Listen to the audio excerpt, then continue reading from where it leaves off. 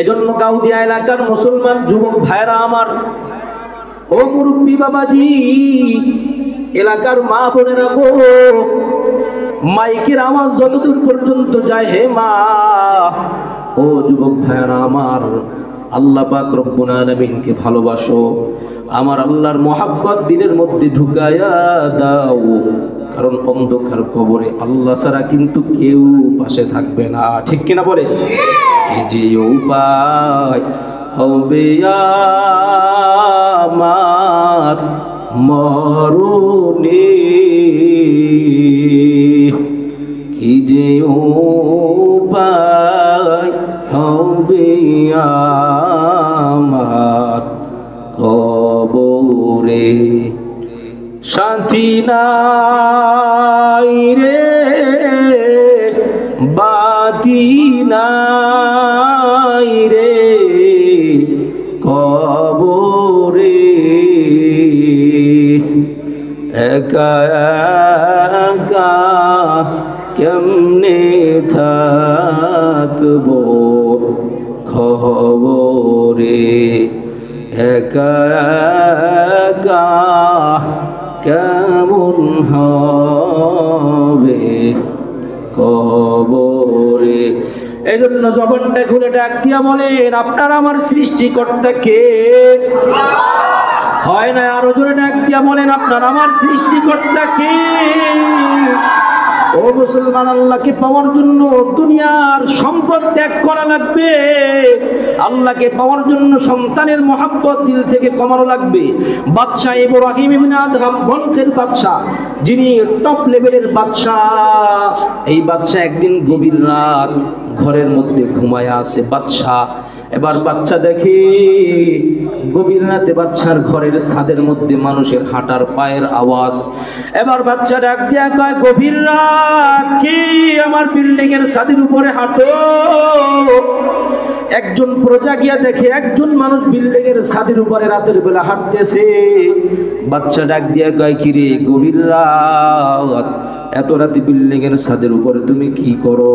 আল্লাহর বান্দা ডাক দিয়া কয়, রে বাদশাহ, আমি আপনার ছাদের মধ্যে ঘুরতেছি, আমার একটা ঘোড়া হারায় গেছে, এই জন্য খুঁজতেছি।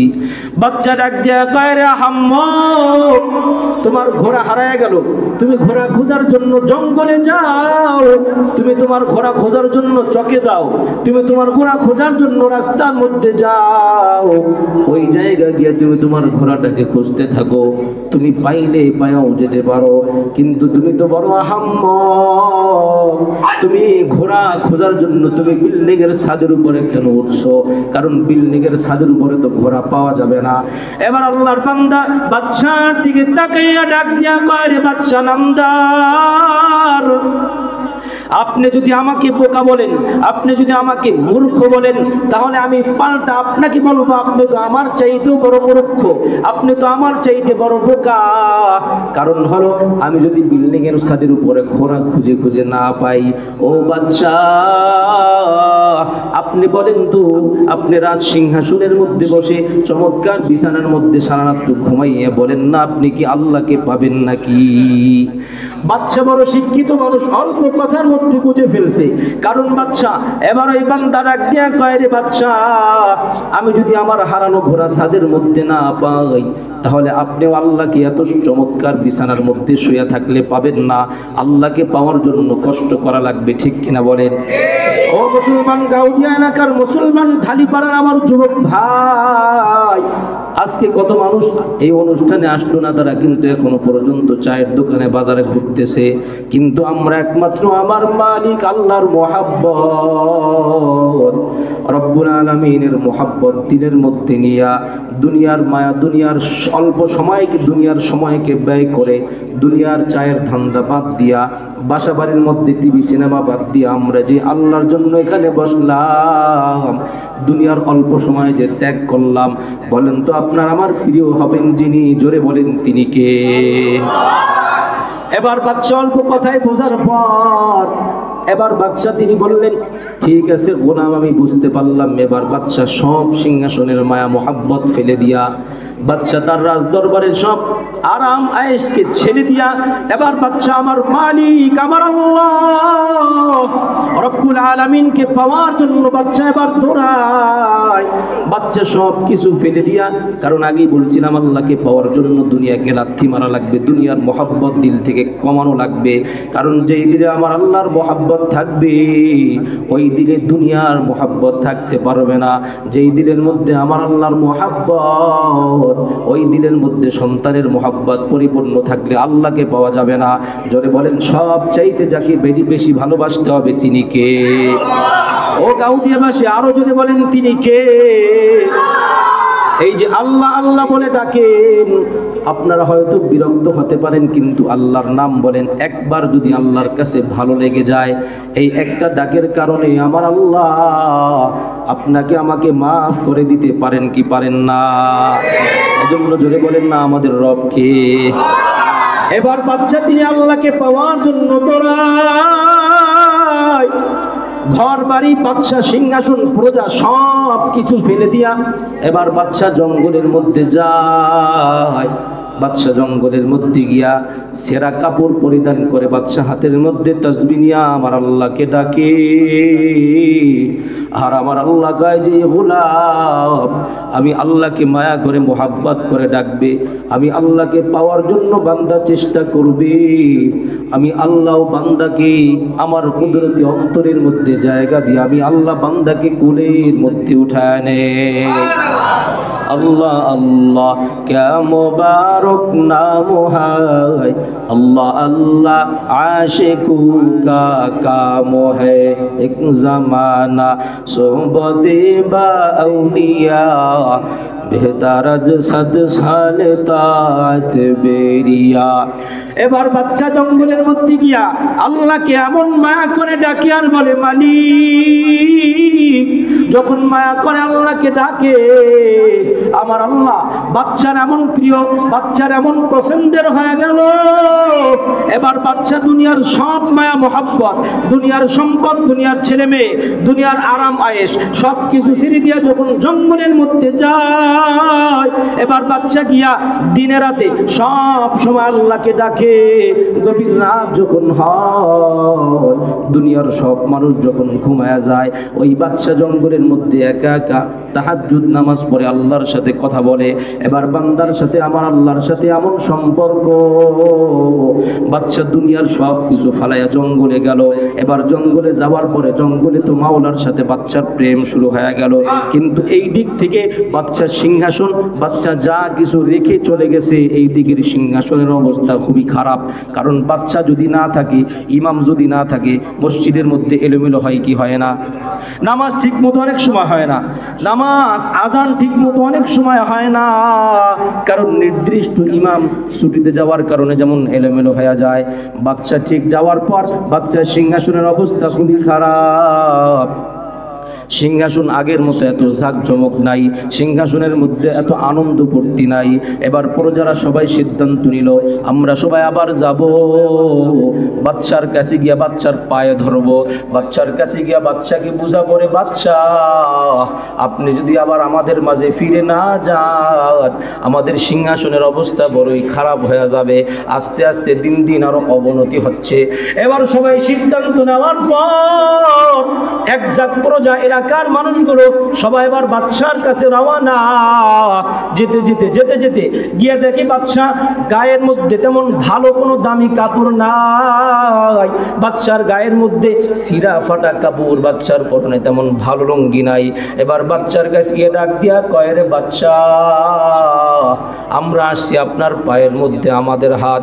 ও বাদশা, আপনি যখন আমাদের দরবারে ছিলেন তখন আমাদের দরবারটা বড়ই ভালো ছিল, আমাদের দরবারটা বড় জাঁকজমক ছিল, আমরা সবাই আপনাকে নিয়ে বড় আনন্দ করতাম। আপনি আসার পরে আমাদের অবস্থা খুবই খারাপ। এখন ঠিক মতো দরবারের মধ্যে বিচার সালিশ হয় না, এখন ঠিক মতো মানুষগুলো দরবারে আসে না। এবার বাচ্চা ডাক দিয়া কয়, তোমরা কি জন্য আসছো বলো? সবাই ডাক দিয়া কয়, রে বাদশা আমরা আসছি আপনি যদি একটু দয়া করে মেহেরবানি করে আবার আমাদের সিংহাসনে আমাদের দরবারে ফিরে যেতেন। তাহলে আমাদের জন্য বড়ই ভালো হতো। এবার বাচ্চা চোখের পানি ছেড়ে উজির প্রজাদের দিকে তাকাইয়া ডাক দিয়া কয়, রে নামদার, আমার এলাকার মানুষেরা তোমরা শুনে নাও, আমি দুনিয়ার সম্পদ ছাড়লাম, দুনিয়ার আরামায়েশের বিছানা ছাড়লাম, আমি দুনিয়ার ঘর বাড়ি ত্যাগ করলাম একমাত্র আমার আল্লাহর জন্য। ও গাউদিয়া এলাকার মুসলমান ঢালিপাড়ার যুবক ভাই আমার বাবারা, আমরাও কি বাচ্চার মতো দুনিয়ার মায়া দিল থেকে আল্লাহর জন্য কমাইতে পারবো না? বলেন পারবো কি পারবো না? আমরা যদি দিল থেকে আমার মালিকের মহাব্বত দিলের মধ্যে ঢুকানোর জন্য দুনিয়ার মহাব্বত অল্প সময়ের জন্য কমায় দেই, সন্তানের মহাব্বত যদি আমরা দিলের মধ্যে থেকে কমায় দেই, আমার আল্লাহর মহাব্বত যদি দিলের মধ্যে জমা করে নেই, বলেন তো ওই কবরে, যেই কবরে আল্লাহ ছাড়া কেউ থাকবে না, আপনার আমার রব আল্লাহ যদি আপনার আমার বন্ধু হয়, তাহলে ওই কবরে আপনার আমার কোনো ভয় থাকবে না, ঠিক কিনা জোরে বলে। এবার বাচ্চা উজির প্রজাদের দিকে তাকাইয়া ডাক দিয়া কয়, রে আমার প্রজা উজির, আমি তোমরা আমার কাছে আসছো বেশ ভালো কথা, আমাকে সিংহাসনে ফিরিয়ে দিতে চাও, তবে শুনে নাও, আমি দুনিয়ার সিংহাসন ছাড়লাম, দুনিয়ার সম্পদ ছেড়ে দিলাম, দুনিয়ার সন্তান ছেড়ে ফালাইয়া রাখলাম, আমি তোমাদের সম্মান সব কিছু ছেড়ে দিলাম, আমি একমাত্র আমার মালিক আমার আল্লাহর জন্য। আমি এখানে আসার পর আমি আমার আল্লাহকে ডাকি, আমার আল্লাহর ডাকের মধ্যে এমন মজা আমি সিংহাসনের মধ্যে থাইকা কোনোদিন আমি পাই নাই।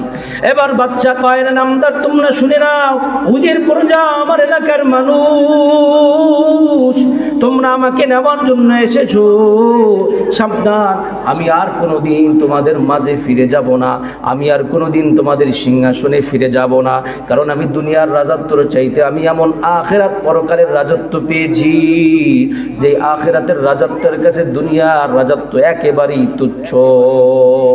এবার উজিরগুলো ডাক দিয়া কয়, বাদশা আপনি এমন কি রাজত্ব পাইলেন?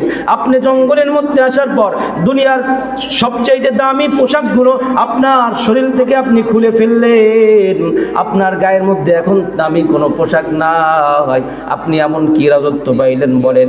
এবার বাদশা ইব্রাহিম ইবনে আদহাম রহমাতুল্লাহি আলাইহি, তার হাতের মধ্যে একটা সুই ছিল, সুই, যেই সুইটার মাধ্যমে তিনি তার কাপড়গুলো সেলাই করত, যিনি তার সিরা জামাটা সেলাই করতেন, যিনি তার সেরা লুঙ্গিটাকে সেলাই করতেন। এবার বাচ্চা ইব্রাহিম ইবনে আদহাম ওই উজির প্রজা এলাকার মানুষের সামনে তার হাতের মধ্যে যেই সুইটা ছিল ওই সুইটাকে নদীর ভিতরে নিক্ষেপ করে ফেলে দিলেন।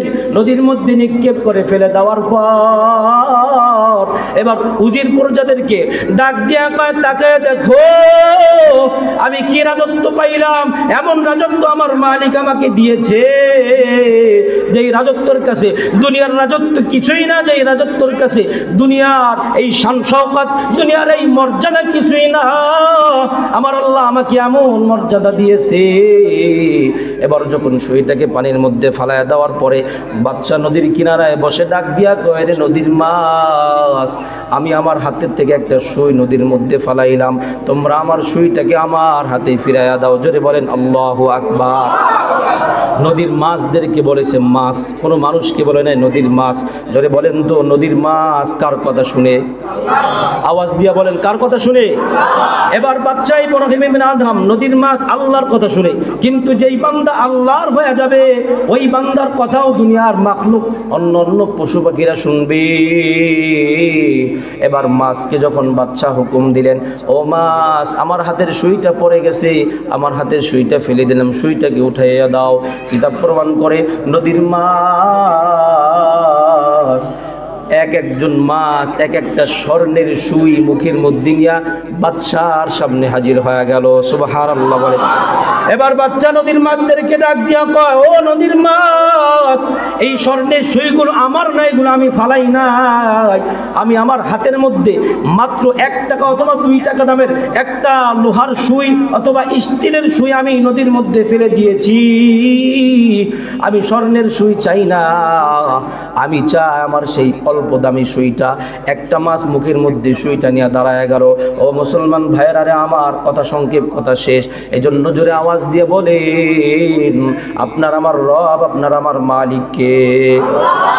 সবাই জবান টানা নিয়ে বলেন, আপনার আমার রব কে? আল্লাহ পাক রব্বুল আলামিনকে পাওয়ার জন্য, আল্লাহ পাক রব্বুল আলামিনের মহব্বত দিলের মধ্যে ঢুকাবার জন্য দুনিয়ার মহব্বত দিল থেকে কমানো লাগবে, ঠিক কিনা বলেন?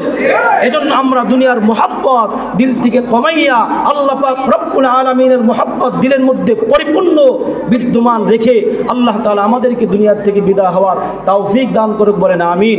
ওয়া আখিরু দাওয়ানা আলহামদুলিল্লাহি রাব্বিল আলামিন। আসসালামু আলাইকুম। সর্বশেষ ইসলামিক ভিডিও সবার আগে পেতে আল হাদি মিডিয়া সাবস্ক্রাইব করে পাশে থাকা বেল আইকনটি ক্লিক করুন। ধন্যবাদ।